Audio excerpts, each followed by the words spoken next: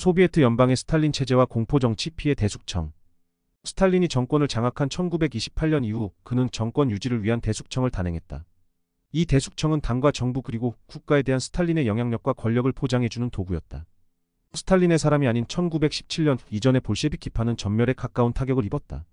몰로토프 같은 스탈린의 직속 부하 몇 명을 제외하면 이름이 알려진 볼셰비키 지도자는 몇 명 남지도 못했다. 이 대숙청에서 살아남은 사람이라고는 권력을 잃고 결국에는 피살당한 트로츠키 외에는 스탈린 자신뿐이었다. 소비에트 연방에는 스탈린의 절대적 개인 독재가 시작되었다. 숙청의 기간은 길게 보면 스탈린 집권 전체 시기에 해당하지만 좁은 범위로 한정한다면 대숙청은 1937년부터 1년간 시행된 숙청을 가리킨다. 1936년에 스탈린의 정적이었던 레프 카메네프와 그리고리 지노비에프가 처형되면서 대숙청이 시작되었다. 1936년 소비에트의 최고 위층 정적 몇 명만 처형당했기 때문에 일부 학자는 1937년 시작을 주장한다. 이때 소비에트의 정치, 경제, 국방, 행정사법, 언론 등 국가 전반에 걸쳐서 수많은 사람이 희생되었다. 1937년부터 1년간 사형이 집행된 인원은 68만 명에 달한다. 쿨라크에서 강제 노역 중에 질병과 고문, 기아에 허덕이 사망한 인원 역시 10만이 넘는 인원이었다. 학계에서는 당시 희생된 인원을 약 100만에 가깝다고 추정하고 있다. 러시아어로 볼쇼이 테로르로 불리는 대숙청은 스탈린의 부하인 게느리 야고다와 니콜라이 예조프에 의해 시행되었다. 아이러니한 건 숙청을 주도했던 이 두 명도 숙청의 희생자가 되었다는 것이다. 수많은 인사가 사망하면서 특히 국방 분야에서 공백이 발생했다.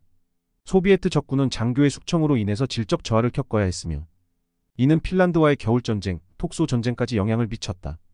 이 당시 숙청은 독립군에도 영향을 미쳤으며 김경천 장군도 1936년 소비에트 당국에 체포되어 시베리아 수용소에서 복역하다 1942년 사망하였다. 스탈린은 공산당 기구와 수백만 명의 당원들, 그리고 정치경찰을 통해서 정부기구를 감독했고 국민들을 통제했다. 그러나 공포감만으로는 국가를 운영할 수 없었고 영원히 국민을 통제할 수는 없었다. 그들은 사회주의 사회 건설을 위한 열정과 부르주아들에 대한 적대감을 이용했고 사회적으로 이질적인 사람을 희생시키면서 지지 세력을 만들어냈다. 특히 제1차 5개년 계획이 종료되면서 국민 동원에 대한 구체적인 보상으로 물질적인 혜택이 돌아오자 이는 스탈린 정권에 대한 지지로 돌아왔다. 엄청난 작업량으로 소비에트 선전에 활용된 스타하노프 노동자들의 경우 새로운 의복과 자전거, 축음기와 라디오, 피아노 등으로 포상받았다.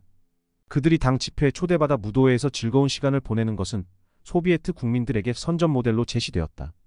1936년 스탈린은 인생은 더 나아졌고 더 즐거워졌다라는 새로운 슬로건을 도입해 정치 제재를 굳건히 했다.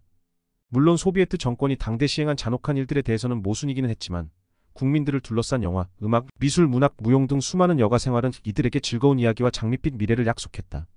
정부에게 완벽히 동화된 신문은 숙청에 대한 이야기뿐 아니라 축제와 무도회를 위한 광고를 실어 국민들을 유혹했다. 이 또한 스탈린 체제의 한 모습이었다. 이는 오늘날의 중국이나 북한이 보이는 형태와 유사점이 보인다.